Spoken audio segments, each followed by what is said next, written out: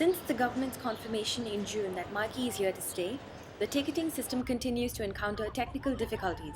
Recently, over one-third of Myki statements were found to be inaccurate, based on the data collected by MykiLeaks.org.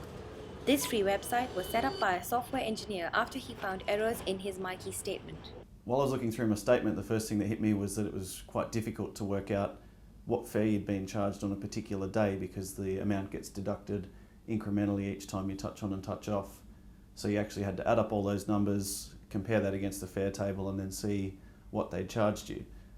So rather than do that every time I wanted to check my statement, I just wrote a small computer program that essentially did it for me automatically.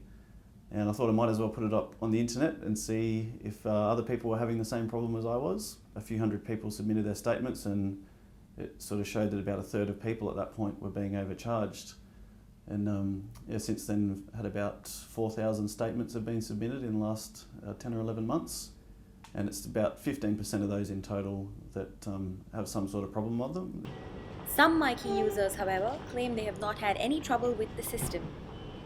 I've got a Myki myself and I've never had trouble with it. Because it's a lot easier to use and they don't break, they don't get wrecked.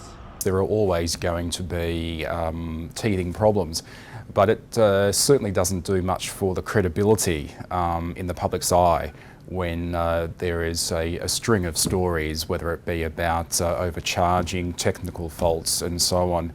I guess the question does have to be asked, why weren't these problems ironed out before Myki was used to a large extent? No one asks for these problems to occur when it starts operating. According to a press release by the Transport Ticketing Authority, the old Metcard system will be extended till March next year and then phased out.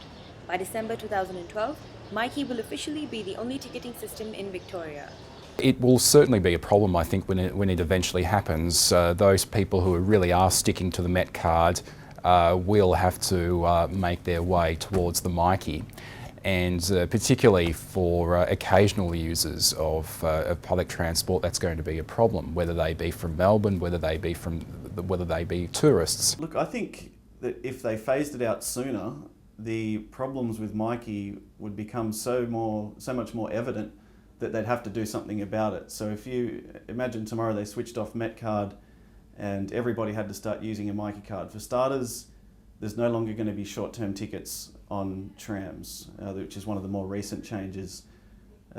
So you'd have a whole lot of tourists getting on a tram and not being able to buy a ticket. You'd also have people scrambling to try and touch on when they got on. And so I think stalling the switching off of Metcard is only allowing the Myki system to travel on in this sort of state of disrepair that it's already gotten itself into. And I think maybe switching over sooner would actually be the motivation for them to fix it and get it right. However, some commuters have lashed out at Myki, saying that they prefer to use the Metcard because it's simpler. Myki's unreliable, it's over-debited my account a number of times, and I've even had the operator say, yeah, shouldn't have done that. Not happy. I prefer the Metcard. It's just easier. Metcard, disposable, not a nuisance. I use Metcards, but I wanted to use the Myki as I think that it might save me more money, but it just hasn't. There will be, I think, a significant amount of people who will stick with Metcard until the very end, simply because they're a little bit worried about Myki.